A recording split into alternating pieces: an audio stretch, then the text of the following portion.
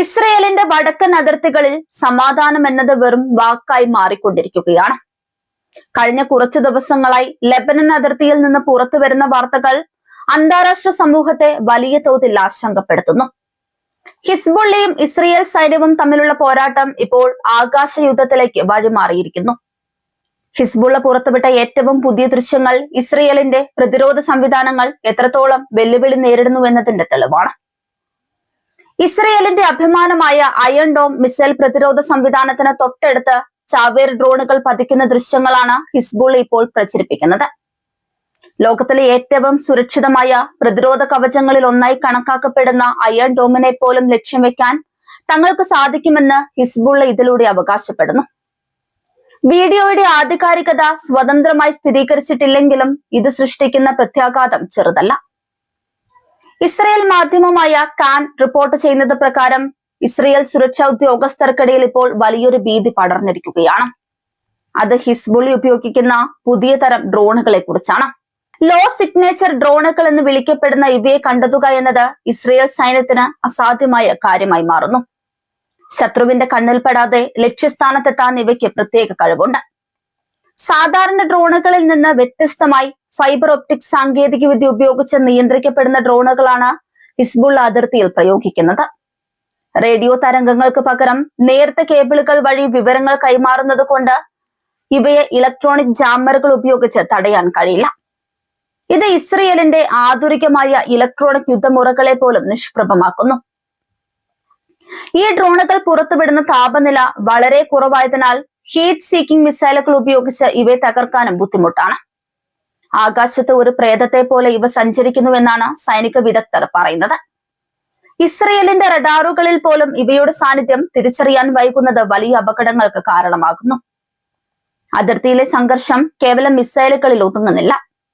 ഹിസ്ബുള്ളിയുടെ ഓരോ ഡ്രോൺ ആക്രമണവും ഇസ്രയേലിന്റെ പ്രതിരോധ തന്ത്രങ്ങളെ മാറ്റിമറിക്കാൻ നിർബന്ധിതമാക്കുന്നു. അതിർത്തിയിലെ സൈനിക പോസ്റ്റുകൾക്കും നിരീക്ഷണ സംവിധാനങ്ങൾക്കും നേരെ തുടർച്ചയായി ഉണ്ടാകുന്ന ഈ ആക്രമണങ്ങൾ ഇസ്രയേൽ സൈനികരുടെ മാനസിക വീര്യത്തെയും പരീക്ഷിക്കുന്നുണ്ട്. സ്ഥിതിഗതികൾ നിയന്ത്രണ വിധേയമാക്കാൻ ഇസ്രയേൽ സൈന്യം പുതിയ പരീക്ഷണങ്ങൾക്ക് മുതിരുകയാണ്. ആധുനികമായ ടാർഗറ്റിംഗ് സിസ്റ്റങ്ങളും രാത്രികാല കാഴ്ച നൽകുന്ന നൈറ്റ് വിഷൻ ഉപകരണങ്ങളും അതിർത്തിയിൽ വിന്യസിച്ചു കഴിഞ്ഞു. ഡ്രോണുകളെ വേഗത്തിൽ കണ്ടെത്തി തകർക്കാൻ ശേഷിയുള്ള സാങ്കേതിക വിദ്യ വികസിപ്പിക്കാനാണ് നിലവിൽ സൈന്യം മുൻഗണന നൽകുന്നത്. ദക്ഷിണ ലെബനനിൽ ഇസ്രയേൽ നടത്തുന്ന വ്യോമാക്രമണങ്ങൾ ഹിസ്ബുള്ളയുടെ ഡ്രോൺ വിക്ഷേപണ കേന്ദ്രങ്ങളെ ലക്ഷ്യം വെച്ചാണ്. എന്നാൽ ചെറിയ വാഹനങ്ങളിൽ നിന്നും ജനവാസ കേന്ദ്രങ്ങളിൽ നിന്നും ഡ്രോണുകൾ വിക്ഷേപിക്കാൻ കഴിയുന്നത് ഹിസ്ബുള്ളയ്ക്ക് വലിയൊരു അനുകൂല ഘടകമാണ്. ഒളിച്ചിരുന്നുള്ള ഈ ആക്രമണങ്ങൾ ഇസ്രയേലിന് വലിയ നാശനഷ്ടങ്ങളാണ് ഉണ്ടാക്കുന്നത്. അതിർത്തിയിലെ ഈ പോരാട്ടം വെറും ഒരു പ്രാദേശിക തർക്കമല്ല. പശ്ചിമേഷ്യയിലെ വലിയ ശക്തികളായ ഇറാനും ഇസ്രയേലും തമ്മിലുള്ള നിഴൽ യുദ്ധത്തിന്റെ ഭാഗമാണിത്. ഹിസ്ബുള്ളയ്ക്ക് ലഭിക്കുന്ന അത്യാധുനിക ഡ്രോണുകൾ ഇറാന്റെ നിർമ്മാണശാലകളിൽ നിന്നുള്ളതാണെന്ന് ഇസ്രയേൽ ആവർത്തിച്ച് ആരോപിക്കുന്നു.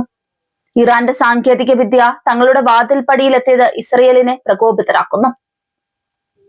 അയൺ ഡോമിന് നേരെ ഉണ്ടായെന്ന് പറയപ്പെടുന്ന ആക്രമണം ഇസ്രയേൽ ജനതയെയും അങ്കലാപ്പിലാക്കിയിട്ടുണ്ട്. തങ്ങളെ സംരക്ഷിക്കുന്ന കവചത്തിന് നേരെ പോലും ശത്രുവിന് എത്താൻ കഴിയുന്നു എന്നത് വലിയൊരു സുരക്ഷാ വീഴ്ചയായാണ് വിലയിരുത്തപ്പെടുന്നത്. ഇത് സർക്കാരിന് മേൽ വലിയ രാഷ്ട്രീയ സമ്മർദ്ദം ഉണ്ടാക്കുന്നുണ്ട്. വടക്കൻ അതിർത്തിയിലെ ജനങ്ങൾ ഇപ്പോൾ പൂർണ്ണമായും ഭീതിയുടെ നിഴലിലാണ്. സാങ്കേതിക വിദ്യയുടെ ഈ വടംവലിയിൽ ആരാണ് ജയിക്കുക എന്നത് പ്രവചനാതീതമാണ്. ഇസ്രയേൽ തങ്ങളുടെ പ്രതിരോധം ശക്തമാക്കുമ്പോൾ ഹിസ്ബുള്ള കൂടുതൽ നൂതനമായ ഡ്രോണുകൾ പുറത്തെടുക്കുന്നു. ഒരു ചാവേർ ഡ്രോണിന് ലക്ഷങ്ങൾ മാത്രമാണ് ചിലവ് വരുന്നത്. എന്നാൽ അവ തകർക്കുന്ന ഇസ്രയേലിന്റെ ടാങ്കുകൾക്കും മിസൈൽ ബാറ്ററികൾക്കും കോടിക്കണക്കിന് രൂപ വിലയുണ്ട്. സൈനിക വിശകലന വിദഗ്ധർ പറയുന്നത് ഡ്രോൺ യുദ്ധം ആധുനിക കാലത്തെ ഏറ്റവും വലിയ ഭീഷണിയാണെന്നാണ്. വലിയ സൈന്യങ്ങൾക്ക് പോലും ചെറിയ ഡ്രോൺ സംഘങ്ങളെ നേരിടാൻ വിയർപ്പൊഴുക്കേണ്ടി വരുന്നു. ഇസ്രയേൽ സൈന്യത്തിന് തങ്ങളുടെ തന്ത്രങ്ങൾ പൂർണ്ണമായും പൊളിച്ചെഴുതേണ്ടി വരുമെന്നാണ് നിലവിലെ സാഹചര്യം സൂചിപ്പിക്കുന്നത്. ഹിസ്ബുള്ള പുറത്തുവിടുന്ന വീഡിയോകൾ ഒരു പ്രചാരണ യുദ്ധത്തിന്റെ ഭാഗം കൂടിയാണ്.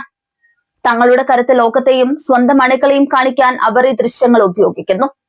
ഇസ്രയേൽ സൈന്യം ദുർബലമാണെന്ന തോന്നൽ ജനങ്ങളിൽ ഉണ്ടാക്കുകയാണ് ഇത്തരം വീഡിയോകളുടെ ലക്ഷ്യം. അതിർത്തിയിൽ വെടിനിർത്തൽ പ്രഖ്യാപനങ്ങളെല്ലാം ഇപ്പോൾ ജലരേഖയായി മാറിയിരിക്കുകയാണ്. ഓരോ ദിവസവും പുതിയ പോരാട്ട മുഖങ്ങൾ തുറക്കപ്പെടുന്നു. സൈനികർക്ക് പുറമെ സാധാരണക്കാരും ഈ യുദ്ധത്തിന്റെ ഇരകളായി മാറുന്നു. ഇസ്രയേലിന്റെ വടക്കൻ നഗരങ്ങളിൽ നിന്ന് ആയിരക്കണക്കിന് ആളുകളാണ് വീടൊഴിഞ്ഞ് പലായനം ചെയ്തത്. അന്താരാഷ്ട്ര സമൂഹം ഈ വിഷയത്തിൽ അടിയന്തരമായി ഇടപെടണമെന്ന് ലബനൻ ആവശ്യപ്പെടുന്നുണ്ട്. എന്നാൽ ഹിസ്ബുള്ളിയുടെ പ്രവർത്തനങ്ങളെ നിയന്ത്രിക്കാൻ ലബനൻ സർക്കാരിന് സാധിക്കുന്നില്ല. ഇത് പ്രശ്നത്തെ കൂടുതൽ സങ്കീർണമാക്കുന്നു. ഇസ്രയേൽ ലബനനിലേക്ക് ഒരു കരയുദ്ധത്തിന് മുതിരുമോ എന്ന ഭീതിയും നിലനിൽക്കുന്നുണ്ട്. വരും ദിവസങ്ങളിൽ ഈ ഡ്രോൺ യുദ്ധം കൂടുതൽ ഭയാനകമായേക്കാം. ഹിസ്ബുള്ള തങ്ങളുടെ പക്കലുള്ള കൂടുതൽ ശക്തിയേറിയ ആയുധങ്ങൾ ഉപയോഗിക്കാൻ സാധ്യതയുണ്ടെന്ന് ഇസ്രയേൽ ഇന്റലിജൻസ് റിപ്പോർട്ട് ചെയ്യുന്നുണ്ട്. ഇതിനെ പ്രതിരോധിക്കാൻ ആർട്ടിഫിഷ്യൽ ഇന്റലിജൻസ് അധിഷ്ഠിതമായ പ്രതിരോധ സംവിധാനങ്ങൾ ഇസ്രയേൽ പരീക്ഷിച്ചു കൊണ്ടിരിക്കുകയാണ്. യുദ്ധഭൂമിയിൽ വരുന്ന ഓരോ വാർത്തയും ലോകത്തിന് നൽകുന്ന കടുത്ത മുന്നറിയിപ്പാണ്. ആയുധങ്ങളുടെ കിടിമത്സരത്തിൽ മനുഷ്യത്വം ബലി കഴിക്കപ്പെടുന്നു.